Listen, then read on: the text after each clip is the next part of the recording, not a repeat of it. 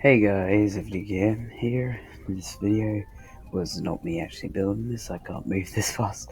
As you can probably see, read from the thumbnail, I'm going to be building a starship, which you can see here in a Kerbal Space Program. Me just designing. I went through several iterations for it as I couldn't zoom out properly, so I couldn't get the scale properly. But if you live under a rock and you don't know who Elon Musk and SpaceX and what Starship is. Basically, Elon Musk is the former richest man in the world, and SpaceX is his company, one of his two main ones. He has several others, but whatever. And they basically, he's pioneered the idea of reusable rockets as he's able to land. Uh, Basically, his Falcon 9, it lands back on Earth. The basically the first stage of it, so it does, after it separates, and so it's able to be reused, and this is easily able to help cope with things such as space junk. And so, yep, they had the Falcon Heavy, where they are allowed to land two of their boosters at the same time, which is just three Falcon 9s strung together. The Falcon Heavy is, but anyway, it's the Starship. It's there, and yeah, so that's SpaceX's goal. I mean, their first three rocket launches were failures of their Falcon 1 for various reasons, but they now, they, after the space shuttle stopped flying, they were the only company, in 2020, the only way, until 2020, the only way for Americans to get to space, or anyone, person, was to fly on the Russian Soyuz spacecraft. Big problem was that was, it was Russian, first of all. Second of all, it can only carry three people, and it's an old design. And so SpaceX launched 2020 the first crewed flight of the Dragon 2 capsule. And so, yep, that's the one they're currently using to take people to the International Space Station. It was pretty spectacular, since the last time Americans went into space on American rockets was basically the final space shuttle flight, STS-135, in 2011. Space shuttle. My personal opinion, I'm a bit of a critic of it. I like it, like the appearance of it. It is a pretty cool looking spacecraft, but it failed at its goal, bring down the cost of spaceflight. But anyway, so onto the video. See, I'm just building it in the first stage here, which lands back on Earth. After separating, it turns around, and that's just why I'm building here, because I haven't really been talking about what's on the screen, which is what you all want to know, don't you? Yep, just place your probe core there, because without it, I obviously won't be able to land it. Because how could I land it if, obviously I can't turn it around, and if I can't control it? So, yeah, that's what we're going to do. And just building it now, moving it up, and I'm making sure the center of thrust is in the middle, which you saw at the start, because if it isn't in the middle, it'll be off balance. I'm just adding some vernier thrusters to help turn it. This thing, it has 29 engines on the base, 29 of the Raptor engine. And so, just put the fuel tank there. And yeah, I couldn't put 29 Raptor engines because this is smaller than real life. And you saw me there, I just placed some engines and then removed them. And that was because basically I didn't want the engines to be so close together, because then they might actually overheat and burn each other, which would not be good if you want to fly this. So, yep, spin that, and here we go on the launch pad. So, look at that lovely thing launching upwards. I mean, it was scheduled to launch yesterday at the time of recording this, but fortunately they scrubbed it due to on the first stage of tank leaking. But yep, it has its air brakes in the first stage, which you see sticky out there. Those help turn it in the atmosphere, and also they'll be used to catch it.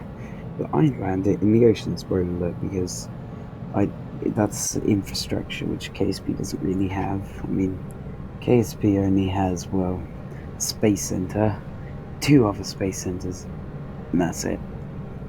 It's detaching stages here and activating the 6 engines.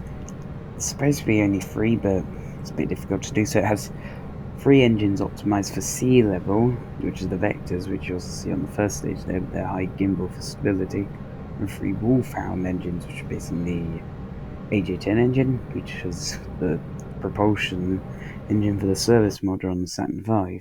But it's a pretty good engine, at least in a vacuum. It's efficient, but its thrust is really terrible when it isn't. So I'm just raising my apparatus, as you see here, so I have lots of time to try and land the um, the Starship first stage without having to worry about the second stage. Pretty good. So just switching to it here, and it had a lot more delta V than I was expecting. As you can see, over 1,200. But yep, need to land this in the ocean, and using those vernier thrusters and a bit of engine thrust, because without it, I don't think it'll be able to keep itself steady. And I mean, just like in real life, they perform 1 burn on the Falcon 9 first stage booster stand, just quick saving there. And that helps slow it down a bit before it's in the atmosphere. 1 when it's entering the atmosphere, so it pushes gases out of the way, or hot plasma that's formed during re entry from the friction, and this helps protect it.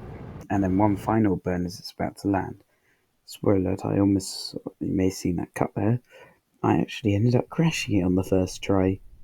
I actually did a test try just to make sure it worked, and it worked fine, but just enough of it, and we're in the ocean.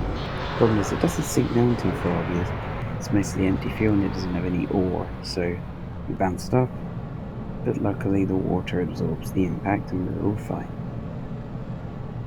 Except, not really.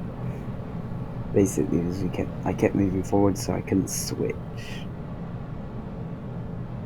So I decided to reload it, even though in hindsight I now realise I could just gone to the space center and just done it from there and switched to it. But just loading and 600 meters, we need to carefully time this so we don't break it, and also so we don't go up. And then you see that in real life on the Falcon 9, Falcon Heavy, and obviously in real life on this. So now, on the date of recording this, they're scheduling it for the 20th of April, the new launch of it, Starship. And yeah, it's important because, or at least in my opinion, is the thing it's going to do in the future is take the first humans to Mars. You see, stop there and switch into the Starship. As I mean, Elon Musk's whole goal is to get humans to Mars, and so that's what it's going to do. It's going to get up into lower orbit with the Starship. It's not the same one as this. It first of all will be longer, and it will also be able to carry crew, while this can't, like the one that's currently being prepared to launch. And it's just going to get refueled by another Starship, which will dock to the rear, transfer its fuel, and then that will land back. I also forgotten, and then it will go to Mars and back. I also forgotten this, how the Starship's supposed to land. At least what SpaceX has been saying. You see some action groups here. Because in real life, on its first mission, when it happens, it's going to basically belly flop and crash into the ocean and hopefully survive, unless SpaceX's idea. I tried to land it on land, and spoiler alert, it didn't go too well, because basically what happened was it kept crashing. So I just make sure the Starship probe was there, and just forming our orbital insertion burn. And when the camera flips, you see there, that's when we're in orbit. Not kind of, well, just because the periaps will probably still be in the atmosphere, but it's close enough. And there we go. Starship is now orbiting around Kerbin, not the Earth though. Let's do a couple more orbits, and then I just sent it onto the Earth, Kerbin, and I waited until the KSP, the Kerbal Space Center, was on the bright side. Also, I don't know why the Starship probe, if you look there, looks like it's oscillating or orbiting. Not the same term, it's just kind of looks like that, doing either of them around a point. It's a bug that KSP has. Hindsight, I realise probably should have slowed down a bit less. About 20 to 30 meters per second. Not much. I'm disappointed in radio beam because, unlike, for example, the space shuttle, where it will just carefully come in at a careful angle to make sure it doesn't damage its delicate thermal silica heat tiles, the BFR, or the big Falcon rocket or Starship, its whole idea is just throw as much of itself into Mars, coming at an almost 90-degree angle, throwing much of its body against the atmosphere of Mars or Earth as it re-enters. As it helps slow it down a lot, granted, but yeah, it's made out of stainless steel. They were going to make it out of carbon fiber for a variety of reasons, like, for example, cost and the fact that steel actually has better performance than carbon fiber at high temperatures. They went with it. Even if carbon fiber does things like is lighter, also carbon fiber, it's only strong in one direction, so the fibers need to be overlaid on top of each other. So it still will be lighter, but by a lower amount. But re-entering here at a steep angle. Also, I forgot to put it at 90 degrees in this. I was putting it at about 45, sorry. And yeah, it kept trying to tip over. And if you look on the yaw in the bottom left, I'm pressing the A key, to keep it stable. Quick save in there. Didn't work too well. But it was able to not flip over. It actually did once. And there's the re-entry effects, and what you can see there with those plasma particles forming behind it was the friction, as I've already explained, creates loads of heat, and it's the most risky part of a mission is re-entry, and also, I guess you could say, launch. Every other part of the mission, every other part of a space mission is not dangerous. Well, no, it is dangerous. It's nowhere near as dangerous as these two parts. But in launch, rocket could, for example, like lift off the pad a centimeter and crash down. It could have all sorts of failures, and during re-entry, you could have, like what happens to Space Shuttle Columbia, where you could have one of the carbon files and tiles on the wing of your spacecraft being hit by foam during your launch from the boost from the fuel tank, and this creates a hole. So during re-entry, the wing gets sucked off, and the spacecraft is unfortunately destroyed. And the 20th anniversary of that was, February this year. Happened on February the 1st, 2003. It burnt up, unfortunately. Second space shuttle was. There are the solar panels there, yet starting to flip over. Also, I unfortunately did have to enable ignore max temperature, that cheats. To do this, yeah, I'm sorry everyone, but